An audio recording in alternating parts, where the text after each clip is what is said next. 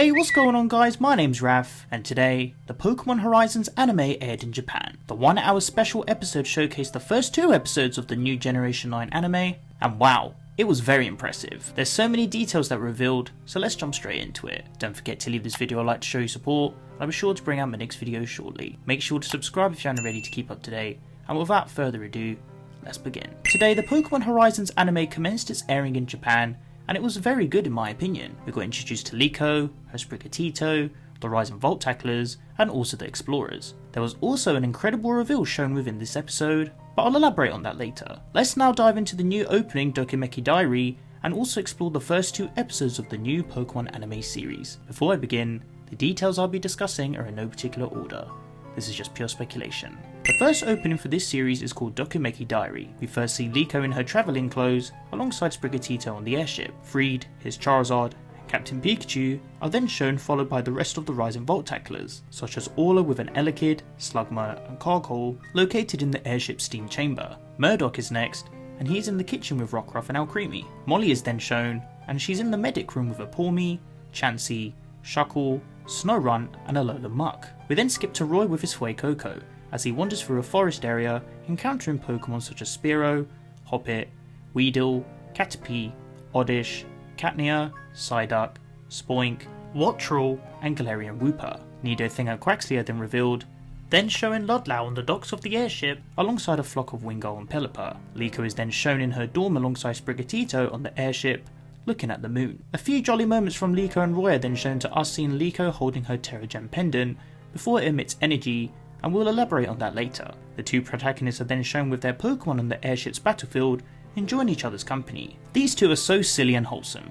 Rayquaza is then shown shooting across the sky. Liko and Roy are then shown having a battle with their Pokemon, complemented by some incredible Sakuga animation. Oral and her Metagross with Murdoch are shown, to then us seeing Molly and Ludlow with a Quaxly, implying that maybe there's going to be multiple of these Paldeous starters, seeing as Roy and Orla both seem to have a Fuecoco from what we know so far. A Noctowl accompanied by Friede, his Charizard and Captain Pikachu then take the spotlight. We then transition to see Roy with the mysterious Pokeball looking to the sky, implying that he's going to be the trainer that maybe will battle or capture Rayquaza, correlating to his goal of challenging Pokemon from the legends. Amethio and Cerulege are then shown battling Friede and Charizard.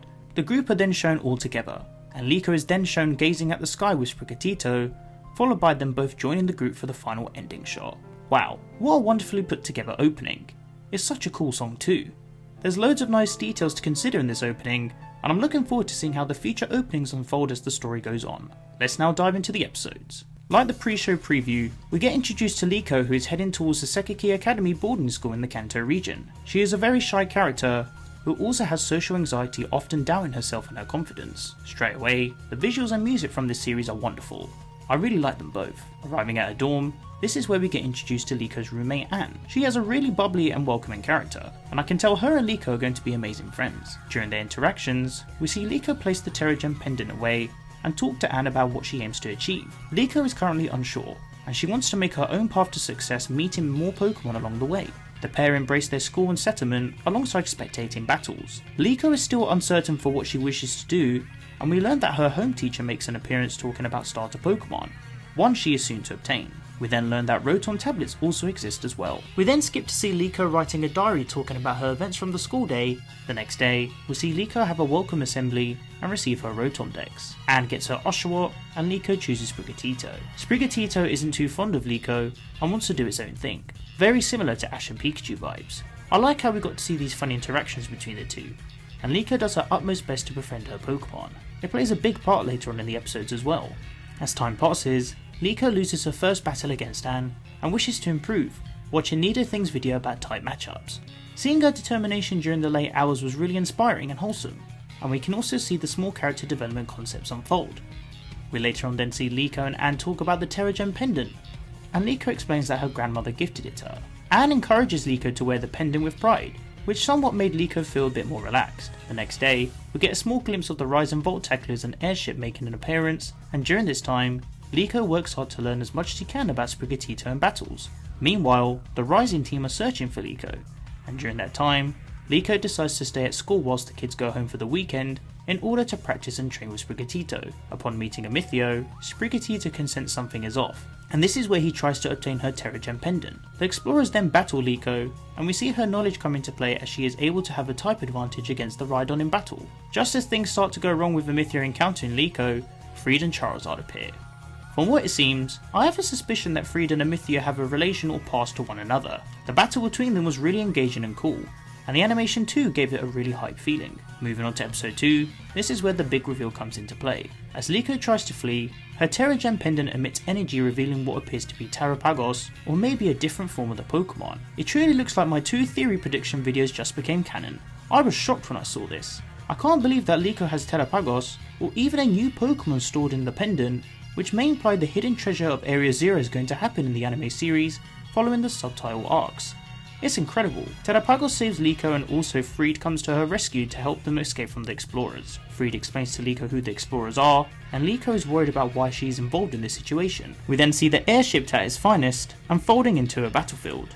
The Rising Volt tacklers are introduced, and they seem to be annoyed at how careless Friede was. The crew all work together to prepare for the explorers' attack, and as they board the ship, they encounter Liko again. Liko feels disappointed that she was unable to protect the Pokemon, so she hands herself forward. As they head to the battlefield, Friede appears once again and battles Amitheo, but this time he uses Captain Pikachu, and this is where my mind was blown. Bro, when I tell you these two are Ash Ketchum and Pikachu in the flesh, I was shocked, no pun intended. The way they battled was just like them.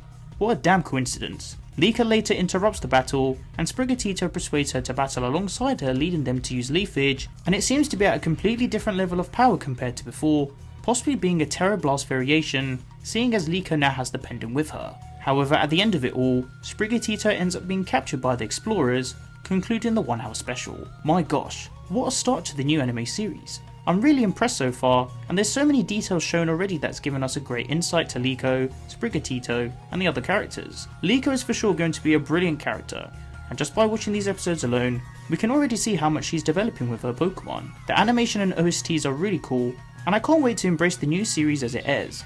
A very solid start indeed. As for next week's episode, the preview shows the gang finding the explorers and retrieving Sprigatito. Extended footage shows Sprigatito battling again, with Roy and Liko also meeting, including the mysterious Pokeball being shown. We also see Roy with his Fuecoco and the black shiny Rayquaza.